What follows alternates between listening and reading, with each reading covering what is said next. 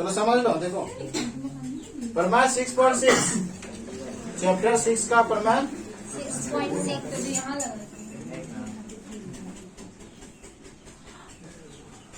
प्रमेय 6, ठीक है, सॉरी चैप्टर 6 प्रमेय 6.6 क्या कहता है प्रमेय समझ लेते पहले। बोल रहा है क्वेश्चन में नहीं, प्रमेय में दो समरूप त्रिभुजों के क्षेत्रफल का अनुपात उनकी संगत भुजाओं के अनुपात के वर्ग के बराबर होता है। यानी क्वेश्चन में दे दिया है, प्रमेय में दे दिया है कि दो गो त्रिभुज है जो समरूप है, दो त्रिभुज है जो क्या है समरूप है। तो हम मान लिए दो त्रिभुज है एबीसी और पीक्यूआर, और ये दोनों दिया हुआ है समरूप। क्या दिया हुआ? और जब समरूप दिया हुआ है तो इनकी संगत भुजाओं का अनुपात क्या होगा? बराबर।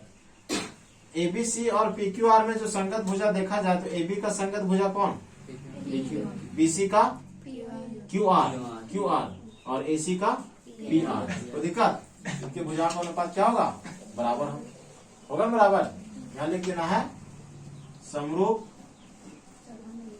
त्रिभुजों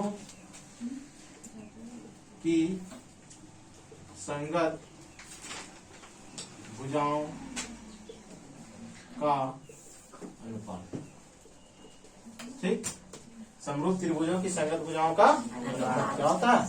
बराबर। सिद्ध करना है कि ये दोनों त्रिभुज का जो क्षेत्रफल होगा, इन दोनों त्रिभुज का जो क्षेत्रफल होगा उसका अनुपात किसके बराबर?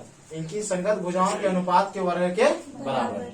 तो क्षेत्रफल ले लिए, मतलब जो सिद्ध करना था उसको क्या लिख दिए? एरिया ऑफ त्रिभुज एबीसी बाय एरिया ऑफ त्रिभुज पीक्यूआर बराबर लाना है क्या हमको?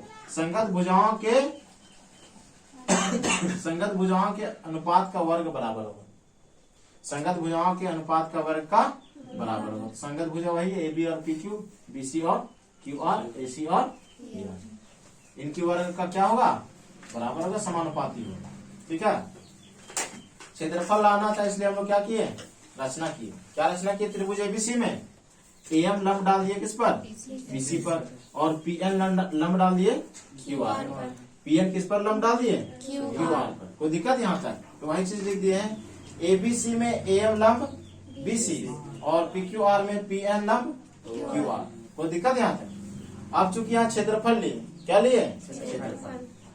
एबीसी का क्षेत्रफल और पीक्यूआर का क्षेत्रफल। यहाँ पर परपेंडिकुलर डाला हुआ है, और जब हमको लंब और आधार मालूम होता है तो इसका हम एरिया कैसे निकालेंगे? 1/2 आधार गुने ऊंचाई। तो एबीसी में 1/2 की आधार कौन था? बीसी, और हमारा ऊंचाई कौन है? एम। कोई दिक्कत यहाँ तक? और पीक्यूआर में आधार कौन है?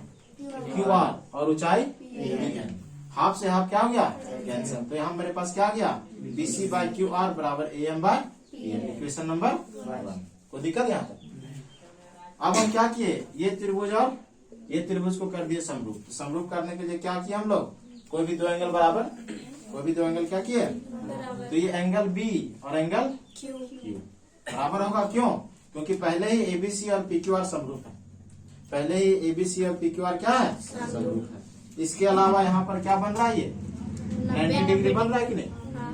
लंब डाले हैं तो ये क्या बना? 90 डिग्री। यानी कि ए एम बी बराबर पी एन प्रत्येक क्या है? यहाँ पर दो एंगल बराबर, तो दोनों त्रिभुज हो गया समरूप। और जब दोनों त्रिभुज समरूप हो गया तो इनकी संगत भुजाओं का अनुपात क्या करेंगे? बराबर कर देंगे। तो ए और पीक्यू का अनुपात बराबर कर दिए A M by P N के अनुपात के बराबर। Equation number 2।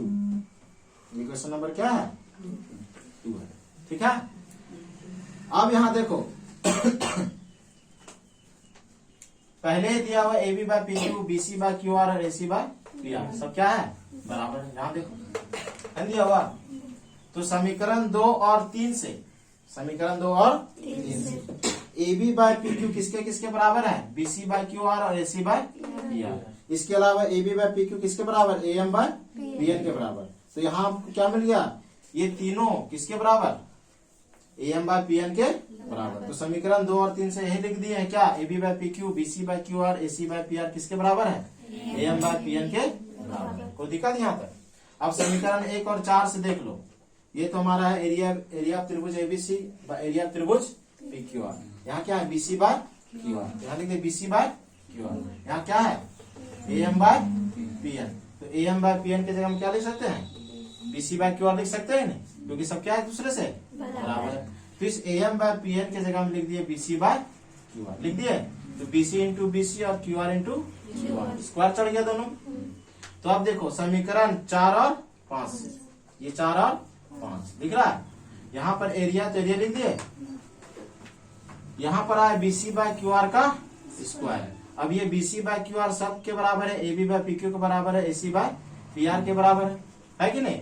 तो सब एक दूसरे से क्या हो गया, बराबर हो गया। स्क्वायर था तो स्क्वायर भी दे दिए, ये क्या हो गया, रूट। कोई दिक्कत यहाँ तक?